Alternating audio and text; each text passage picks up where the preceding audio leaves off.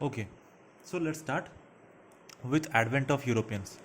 By saying advent of Europeans, first we must focus on where these European companies came and formed companies in India, and they they were able to rule India for like 300 or 400 years, starting from Portuguese who came first. So here it's India. These are the Middle Eastern countries. This is the continent, African continent, and here Europe is there, and European countries are there. Among those European countries, there is a country called Portuguese. Okay, Portugal. So Portugal is at the foot of the Europe continent, and the Portuguese were previously doing their business with Spain and Italy, but Spain and Italy preferred to do business with the Middle Eastern countries directly, and so they cancelled many orders they were previously giving to the Portuguese. So then the Portuguese tried to find another sea route, because these are the Middle Eastern countries and this is the South Asia. So if Portuguese were to travel in this route, they had to give money or taxes to the Middle Eastern country people. Okay, so here they were facing losses. So, what they decided, that they will encircle the Mediterranean Sea, and they will go beyond this African continent and search for another country, so that they can do business without any interruption. Okay, without any middlemen.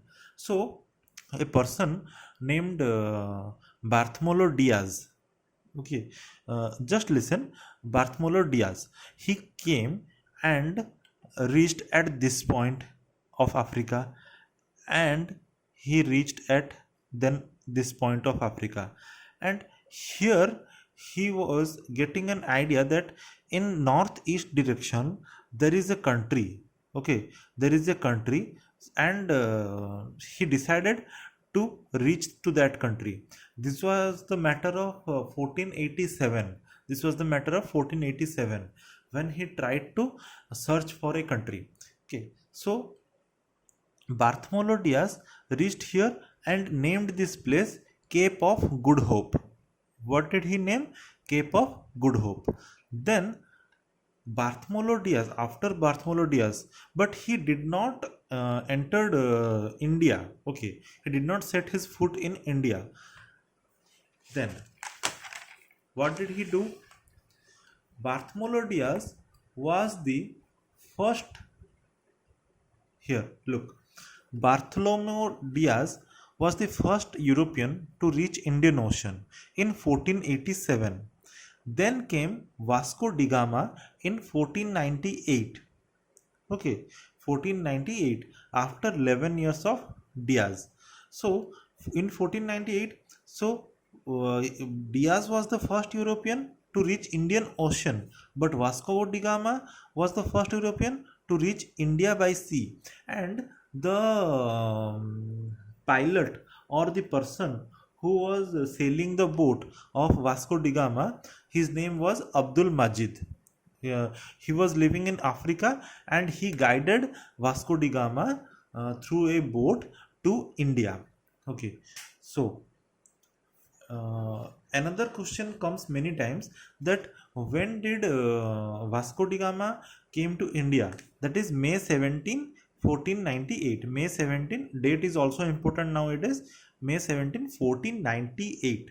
Okay, so another question comes, how many times did Vasco da Gama come to India? So there is two times. In 1498 once, and the second time it was 1502. 1502 he again came to India, and he set up first Portuguese factory in 1503 at Cochin. Okay, present day Kochi in Kerala. Then he set up his second factory at Cananore in 1505. That is after 2 years. So he did these two things in 1503 Cochin, 1505 Kannur or Kunnur, present day Kunnur. Portuguese state of India was established in 1503 to 4. Okay, 1503 to 4 इस दौरान Portuguese state of India का establish हुआ India में, जिसमें कि वो पहले आए थे किस लिए, सिर्फ स्पाइस ट्रेडिंग के लिए, बट उन्होंने फिर एम किया Christian state in the east बनाने के लिए। और वो लोग इस्लाम को इतना मतलब अच्छा नहीं मानते थे, इस्लाम को इतना पसंद नहीं करते थे, वो लोग चाहते थे कि क्रिश्चियनिटी ही चारों तरफ स्प्रेड हो। फिर उनका एक और आदमी आया, उसका नाम क्या था, Francisco de Almeida. Francisco de Almeida came in 1505 to 1509. Okay, what did happen with him? He was the first Portuguese viceroy. Very important question. Who was the first Portuguese viceroy? Francisco de Almeida was the first Portuguese viceroy, and he adopted the blue water policy. What is the blue water policy? Blue water policy is nothing but naval supremacy. That means in this part of India, that is the Kerala coastline, that is the Malabar coastline, they pretend to be the owner of these waters. Okay, so if any ship crosses through these waters, the Portuguese, what they did, they were collecting taxes. Otherwise they were capturing and sealing the ship and demanding for money. So this was called blue water policy. Okay, naval supremacy. Then in 1508, Muslim naval force, the two Muslim naval forces attacked the port of Portuguese, and Almeida's son died in that fight. Okay, then Almeida got angry, and Almeida did Battle of Diu in 1508. Battle of Diu. Then Battle of Diu. Why it is called Battle of Diu? Because the Muslim naval forces which attacked Almeida, the port of Portuguese, they came from this area, Gujarat, near Gujarat. Okay, and Daman and Diu is present at this place. So when Almeida attacked this Diu, okay, the battle happened in Diu, so it was called as Battle of Diu. And Battle of Diu happened in 1508. Then Almeida gone, and another viceroy came. His name was Albuquerque. Okay, Alfonso Albuquerque. He stayed from 1509 to 15. तो उसने क्या किया, उसको ही बोलते हैं, अल्बुकेरेक का important point क्या है, उसको ही बोलते हैं real founder of Portuguese power. क्यों real founder of Portuguese power बोलते हैं? क्योंकि अल्मेडा ने जो बैटल शुरू किया था ड्यू का 1508 में, इसने उस बैटल को जीता 1509 में, ड्यू कैप्चर किया, ठीक है। और 1510 में उसने गोवा कैप्चर किया from Sultan of Bijapur. Okay, from Sultan of Bijapur. फिर उसने दो फैक्ट्री सेटअप किए। कहाँ कहाँ पे? ईस्ट इंडिया में। इससे पहले ईस्ट इंडिया में नहीं थे फैक्ट्री। पहला सेटअप किया हुगली में, जो कि वेस्ट बंगाल में है, और दूसरा सेटअप किया उड़ीसा में, जो कि बालासोर में है। Portuguese trade centre in the east, Hooghly and Balasore. Balasore Orissa में है। देन अल्बुकेरेक ने क्या कहा? अल्बुकेरेक लगभग सभी वाइसरॉय, मतलब पोर्तुगीज का माइंडसेट ही यही था कि हम लोगों को क्रिश्चियनिटी, सबको क्रिश्चियन बना देना है, ठीक है। तो उसने क्या बोला अपने सोल्जर्स को, अपने ऑफिसर्स को, कि आप लोग अगर शादी करना चाहते हो तो एक इंडियन से शादी कर लो, ठीक है, एक इंडियन से शादी कर लो, और इसी तरह हम लोग उनको भी क्रिश्चियन में कन्वर्ट करते करते जाएंगे, ठीक है। इसीलिए केरला में आज भी बहुत लोग, मैक्सिमम पॉपुलेशन वहाँ पे क्रिश्चियन ही है, ठीक है। तो प्रोपागेटेड क्रिश्चियनिटी, एंड ही उसने एक अच्छा काम किया था, एबोलिस्ट सती, ठीक है। वो जो पहले सती प्रथा थी ना, उसको उसने एबोलिस्ट किया था। लेकिन उसके बाद में फिर से, मतलब इसने पूरे इंडिया से सती को गायब नहीं किया था, मतलब एबोलिश नहीं किया था। फिर जहाँ पे किया था वहाँ पे भी सती प्रथा फिर से चालू हो गया था। ठीक है, बहुत दिनों बाद जाके सती प्रथा बंद हुआ है। उसके बाद कौन आया? निनोदा कुन्हा। निनोदा कुन्हा ये आया 1529 से रहा 38 तक। ये वाला टाइम इंपॉर्टेंट नहीं है, ये वाला सिर्फ एक बार रीड कर लो। इसने इसका अचीवमेंट क्या है? निनोदा कुन्हा की को हम लोग क्यों पढ़ रहे हैं? क्योंकि इसने ऑफिशियल कैपिटल कोचीन से गोवा को ट्रांसफर किया था। ठीक है, ऑफिशियल कैपिटल उससे पहले केरला में था, कोचीन में। उसने ट्रांसफर कहाँ पे किया था? गोवा को। Reason for Portuguese supremacy, Portuguese इतने मतलब सुप्रीम क्यों थे उस टाइम पे? ठीक है, क्योंकि वो उस वक्त इंग्लिश ब्रिटिशर्स नहीं आए थे, और था कौन? मुगल्स थे। तो मुगलों का लैंड फोर्सेस सोल्जर्स बहुत अच्छे थे, लेकिन उनका नावल फोर्स अच्छा नहीं था, लगभग नहीं के बराबर था। Weak Mughal navy. ठीक है, और पोर्तुगीज ने एक शुरू किया था कैटेज सिस्टम। कैटेज सिस्टम क्या था? जो भी शिप्स या बोट्स होंगी जो कि पोर्तुगीज के द्वारा रिजर्व नहीं होंगी, हम लोग कहीं पे भी एक जगह पे जाते हैं, दूर जगह पे, तो हम लोग क्या करते हैं? एक कार रिजर्व करते हैं, एक गाड़ी रिजर्व करते हैं, बुक करते हैं, भाड़े पे लेते हैं।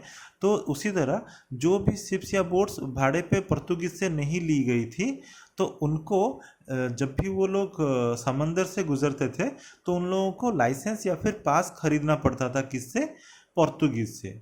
ठीक है, एक तरह का हफ्ता ही था ये। ठीक है, तो फिर पोर्तुगीज भी तो नहीं रहे, तो उनके डिक्लाइन होने का रीजन क्या था? अल्बुकेर्क के बाद पोर्तुगीज का कोई इतना अच्छा लीडर नहीं आया। ठीक है, कोई अच्छा इतना अच्छा सक्सेसर रूलर नहीं आया, तो सक्सेसर्स वेर वीक। उसके बाद जो आए Portuguese in India were neglected by home government, मतलब उनके देश से जो पैसा वैसा सब जो आ रहा था, वो लोग इतने इंटरेस्टिंग मतलब इंटरेस्ट नहीं दिखा रहे थे इंडिया के तरफ। ठीक है, जैसे कि ब्रिटिश गवर्नमेंट दिखा रही थी। वो जो ब्रिटिश ईस्ट इंडिया कंपनी थी, उसको उन्होंने बाद में बहुत सपोर्ट किया था क्वीन एलिजाबेथ ने। ठीक है, लेकिन यहाँ पे उन लोगों के गवर्नमेंट ने ऐसा कुछ भी ज़्यादा कुछ नहीं किया। और एक बात क्या है? करप्शन। तो इन लोगों में करप्शन बहुत ज़्यादा बढ़ने लगा। ये लोग इनटॉलरेंट टू रिलीजन थे। मैंने पहले ही बोला था कि ये लोग इस्लाम को पसंद नहीं करते थे, सिर्फ क्रिश्चियनिटी को ही प्रोपागेट करना चाहते थे। Competition with Dutch and English, इसके बाद जब डच और इंग्लिश आए, इनके साथ ये लोग कॉम्पीट नहीं कर पाए। ठीक है, लेकिन ये लोग जो आए, इनकी वजह से इंडिया पे इम्पैक्ट क्या हुआ? पहली बात और वो सबसे इम्पोर्टेंट बात है कि ये लोग प्रिंटिंग प्रेस लेके आए थे इंडिया को। फिर ये लोग बहुत सारे क्रॉप्स, फ्रूट्स एंड वेजिटेबल्स लाए थे। वेजिटेबल्स में क्या है? भिंडी। ठीक है, भिंडी, लेडी फिंगर, फिर मिर्च, चिल्ली। उससे पहले मिर्च क्या था किसी को पता भी नहीं था इंडिया में। Potato, sweet potato, groundnut, cashew, almond. तो ये लोग सब खाने पीने की अच्छी अच्छी चीज़ें हम लोगों को देखे गए हैं। ठीक है, और फ्रूट्स में क्या क्या लाए? Orange, vitamin C. ठीक है, पपाया डाइजेशन के लिए, और सपोटा। सपोटा भी अच्छा होता है। ठीक है, क्रॉप्स में क्या क्या लेके आए? कॉर्न, हम लोग जो आज 10 रुपये में स्वीट कॉर्न का एक बाउल खा लेते हैं। और एक सबसे खराब चीज़ क्या लेके आए? टोबैको। ठीक है, टोबैको। तो और एक चीज़ है, इनको देखने के बाद इंडिया में बहुत लोगों को लगा, बहुत सारे रूलर्स को लगा कि हम लोगों का नेवी भी एक अच्छा मतलब ये होना चाहिए, स्ट्रांग होना चाहिए, स्ट्रांग नेवी होना चाहिए। उससे पहले नेवी को इतना सिग्निफिकेंस, इतना महत्व कोई नहीं देता था। ठीक है, पोर्तुगीज के हरकतें देख के सबको लगा कि नहीं नहीं, नेवी भी स्ट्रांग होना चाहिए। तो significance of navy in sea trade बढ़ा। देन उसके बाद कौन आए? उसके बाद आए डच वाले। ठीक है, डच वाले कहाँ से आए थे? नेदरलैंड से आए थे। ये लोग थोड़े इनोवेटिव थे। ठीक है, ये लोग थोड़े इनोवेटिव थे, और इनमें से इनका सबसे मतलब इम्पोर्टेंट बंदा कौन था? इम्पोर्टेंट पर्सन कौन था? Cornelis de Houtman. Okay, he was the first Dutch traveller to reach India. De Houtman. Main interest Dutch वालों का क्या था? स्पाइस ट्रेड करना है हम लोगों को, क्योंकि इन लोगों को पता चला था कि इंडियन क्लॉथ का जो कपड़े होते हैं उनका डिमांड बाहर कंट्री में ज़्यादा है, ठीक है। लेकिन इंडियन वालों का, इंडियंस का इतना मतलब ये लोग इतने चालाक नहीं थे कि बाहर कंट्रीज में जाके इसको बेच के आए और इतना मुनाफा कमा पाए। तो ये लोग क्या करते थे कि डोमेस्टिक ही सेल करते थे। लेकिन इन्होंने क्या किया, डच वालों ने क्या किया कि इंडियन क्लोथ्स को उन्होंने बाहर पहुंचाया, ठीक है, बाहर कंट्रीज में, और वहाँ से जो स्पाइसेस थे उनको इंडिया लेके आए, क्योंकि इंडियंस को इतने स्पाइसेस के बारे में पता भी नहीं था, ठीक है। तो ऐसे उन्होंने ट्रेड किया, एक्सपोर्ट इंपोर्ट किया। तो ये वाला ख़त्म हो गया। फिर डच वालों ने फैक्ट्रीज भी बनाए। इन लोगों का जो फैक्ट्रीज होता था, फैक्ट्री मतलब ये नहीं कि वहाँ पे कुछ मैन्युफैक्चर होता था। फैक्ट्री मतलब इन लोगों को इंडियन का क्लॉथ एक्सपोर्ट करना है, तो सारे कपड़े लाके एक गोडाउन में स्टोर करते थे, ठीक है। और सारे जो स्पाइसेस आते थे बाहर से उसको एक गोडाउन में स्टोर करते थे, उसको ही ये लोग फैक्ट्री बोलते थे, ठीक है। तो फैक्ट्री बनाया कहाँ कहाँ पे? डच वालों ने बनाया आंध्र प्रदेश में मसूलीपट्टनम में, और पुलिकट तमिलनाडु में। और डच वालों का हेडक्वार्टर ही था पुलिकट में, मतलब तमिलनाडु में था। और डच वाले अपने खुद के गोल्ड कॉइन मिंट करते थे, मतलब बनाते थे, छपवाते थे, ठीक है। जैसे कि अभी कौन मिंट करता है हम लोगों का कॉइन? आरबीआई। तो उसी तरह ये वाले मिंट करते थे गोल्ड कॉइन, जिनको कि ये लोग क्या बोलते थे? पगोडास बोलते थे, नॉट पकोड़ा, पगोडास, ठीक है, पगोडास। उसके बाद क्या है? उसके बाद है Anglo Dutch rival. Okay, Dutch वालों ने तो बहुत कारनामा किया। फिर ब्रिटिशर्स भी आ गए, ठीक है। और ब्रिटिशर्स और डच वालों की धूमधाम से लड़ाई हुई। और 1759 में ब्रिटिशर्स कब आए थे? 1600 में आए थे, ठीक है, हम लोग पढ़ेंगे अभी। और 1759 में मतलब लगभग 150 साल बाद एक बैटल हुआ, जिसका की नाम था क्या? Battle of बेदारा। बेदारा एक जगह का नाम है जो कि बंगाल में है, बंगाल में था। तो वहाँ पे एक बैटल हुआ। तो उस बैटल में इंग्लिश लोग जीत गए, और धोबी पछाड़ किसको दिया? डच वालों को धोबी पछाड़ दे दिया, ठीक है। उसके बाद हम लोग पढ़ेंगे इंग्लिश के ऊपर, इंग्लिश वाले कब आए। 1599 में एक कंपनी फॉर्म होता है, एक कंपनी बनाया जाता है, जिसको कि बोलते हैं मर्चेंट एडवेंचरर्स, ठीक है, जिसको कि क्या बोलते हैं? Merchant adventurers. फिर उसका नाम हो जाता है ईस्ट इंडिया कंपनी, और उसका निकनेम क्या होता है? John company. ये तीनों नाम याद रख लो, ठीक है। 1599 में ये कंपनी बना।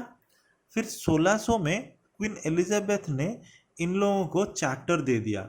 चार्टर मतलब क्या? एक परमिशन होता है, एक ऑफिशियल लेटर होता है। क्या चार्टर दिया? कि आप लोग केप ऑफ गुड होप के ईस्ट एरिया में, केप ऑफ गुड होप कहाँ पे होता था? Cape of Good Hope Africa में, ठीक है। तो उसके नॉर्थ ईस्ट और ईस्ट में आप लोग जाके बिजनेस कर सकते हैं। हम आप लोगों को, हम लोगों का सपोर्ट है, गवर्नमेंट से सपोर्ट है, ठीक है। तो वो लोग आए, ठीक है, तो वो लोग आए, इंडिया में आए।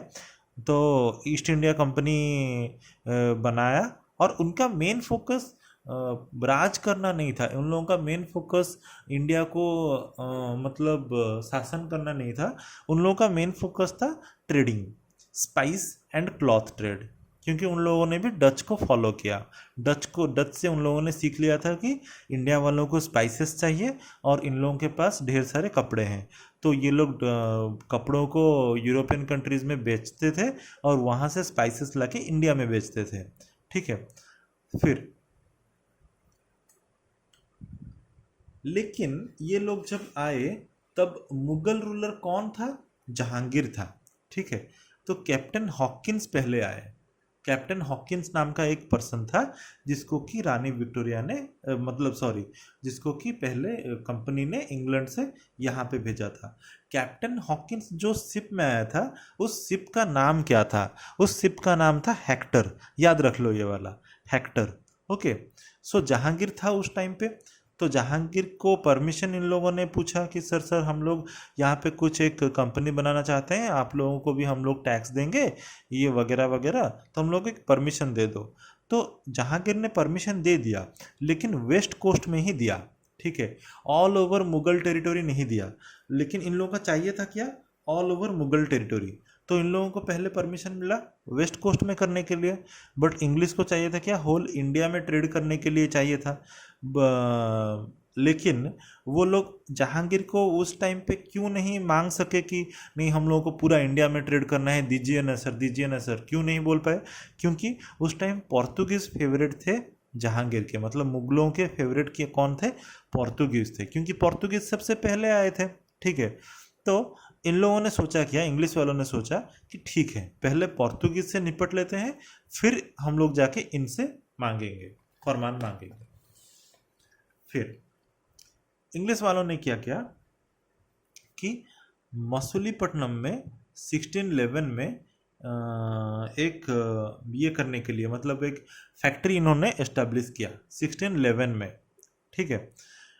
फिर 1611 में ही इन्होंने पोर्तुगीज के साथ एक लड़ाई की, बैटल ऑफ स्वाली होल, उसको क्या बोलते हैं, बैटल ऑफ स्वाली होल, और उसमें उन्होंने पोर्तुगीज वालों को हरा दिया।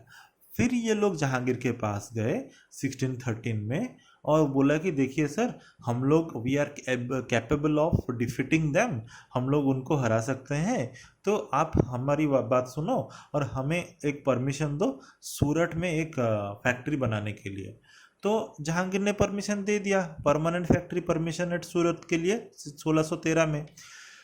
फिर 1615 में सर थॉमस रो करके एक बंदा आया जहांगीर के पास, ठीक है। उसने क्या पट्टी पढ़ाई पता नहीं, लेकिन एक फरमान मिल गया to trade in whole Mughal empire, okay. Then 1615 की बात ये बोल रहा हूँ मैं, 1615। फिर 1625 में उन्होंने क्या किया, उनको डर लगने लगा, इनसिक्योर लगने लगा, किससे, पोर्तुगीज से, कि पोर्तुगीज कभी भी आके हम लोगों के फैक्ट्री को अगर आग लगा देंगे या फिर तोड़फोड़ कर देंगे तो हम लोगों का बहुत लॉस हो जाएगा। तो उन्होंने क्या किया, फोर्टिफाइड कर दिया। फोर्टिफाई मतलब क्या, वो जो फैक्ट्री था उसके चारों तरफ बाउंड्रीज लगा दिए, किला की जैसे एक बना दिया, किला का एक स्ट्रक्चर बना दिया, ठीक है। तो मुगलों को ये देख के गुस्सा आया कि हमारे राज में हमसे बिना पूछे कोई एक मतलब किला बना रहा है, ठीक है। तो उन्होंने क्या किया, ब्रिटिश को ललकारा और ब्रिटिश को पनिश किया, ठीक है। तो ब्रिटिशर्स बहुत चालाक थे, उन लोगों ने क्या सोचा कि ठीक है अभी हम लोग इनसे नहीं लड़ सकते, तो अभी छोड़ देते हैं, ये वाला सूरत वाला चैप्टर अभी क्लोज कर देते हैं, हम लोग साउथ इंडिया पे फोकस करेंगे। और ये लोग साउथ इंडिया पे क्यों फोकस किए, क्योंकि साउथ इंडिया में कोई एक स्ट्रॉन्ग इंडियन गवर्नमेंट नहीं था। जैसे कि नॉर्थ ईस्ट और नॉर्थ वेस्ट में, ये ऊपर वाले पार्ट में, अपर हाफ ऑफ इंडिया में स्ट्रॉन्ग गवर्नमेंट कौन था, मुगल्स, ओके। लेकिन नीचे वाले में कोई ऐसा स्ट्रॉन्ग गवर्नमेंट नहीं था, सब लोग अपने अपने में लगे हुए थे, ठीक है।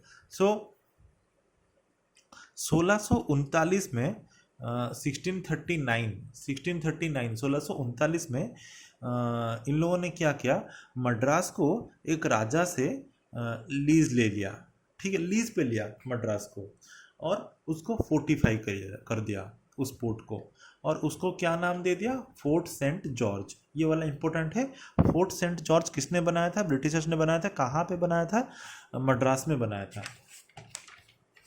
उसके बाद बंगाल में 1651, ओके, 1651 में इन्होंने क्या किया, बंगाल पे इनकी नज़र गई, ठीक है। और उस टाइम पे बंगाल में राजा कौन था, शाहजहां का दूसरा बेटा शुजा, वो था वहाँ पे। तो 1651 में इन लोगों ने बंगाल पे एक फैक्ट्री बनाई। 1658 में बंगाल, बिहार और उड़ीसा, ये जो तीनों स्टेट्स थे, इन लोगों को फोर्ट जॉर्ज जो कि मद्रास में था उसके अंडर ला दिया, ठीक है, कि ये तीनों जो ट्रेड सेंटर होंगे हम लोगों के, ये इसका हेडक्वार्टर क्या होगा, सेंट जॉर्ज, ठीक है। फिर 1690 में एक आदमी आया, जॉब चार्नोक, उसने क्या किया, एक फैक्ट्री एस्टेब्लिश किया सुतानुती में, सुतानुती क्या है, एक शहर होता, एक छोटा सा गांव था वहाँ पे, कहाँ पे, बंगाल पे, वेस्ट बंगाल पे। फिर 1696 में, मतलब 6 साल बाद, उसको फोर्टिफाई कर दिया, मतलब उसके भी चारों तरफ इर्द गिर्द किले जैसा बना दिया। ठीक है। और उसको नाम दे दिया फोर्ट विलियम्स। उसको क्या नाम दे दिया, फोर्ट विलियम्स। फिर इन्होंने क्या किया, 1698 में, 1698 में जमींदारी इन लोगों को मिल गई। जमींदारी मतलब क्या, इन लोगों ने मुगल जो बंगाल के जो नवाब थे उनसे बात की कि हम लोगों को राइट दीजिए, हम लोग रेवेन्यू कलेक्ट करके लाएंगे, जो भी रेवेन्यू होता है वो कलेक्ट करके लाएंगे, हम लोग कुछ कमीशन रखेंगे और बाकी आप लोगों को दे देंगे। तो इन लोगों को राइट मिल गया।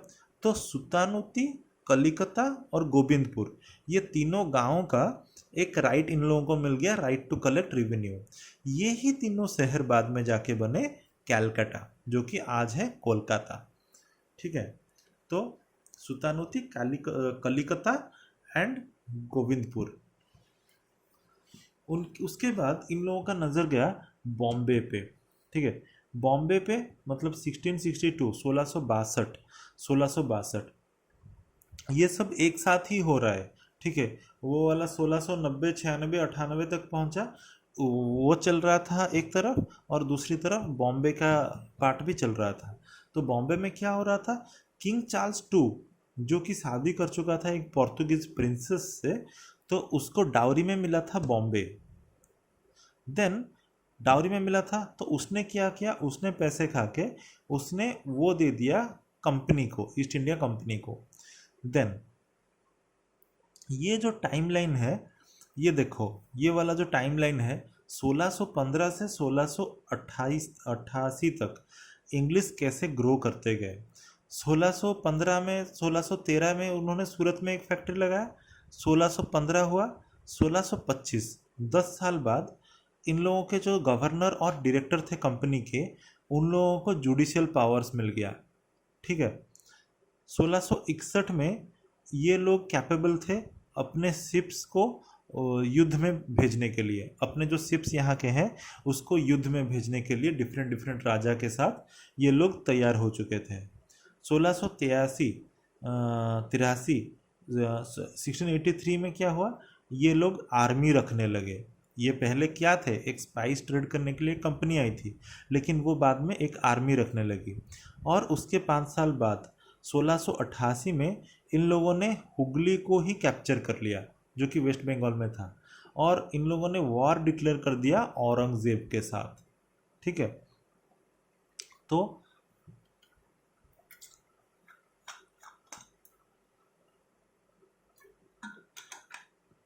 इन लोगों ने जो वॉर डिक्लेयर कर दिया औरंगजेब के साथ, तो औरंगजेब बहुत ही ताकतवर था उस टाइम, तो उसने हरा दिया इंग्लिश लोगों को।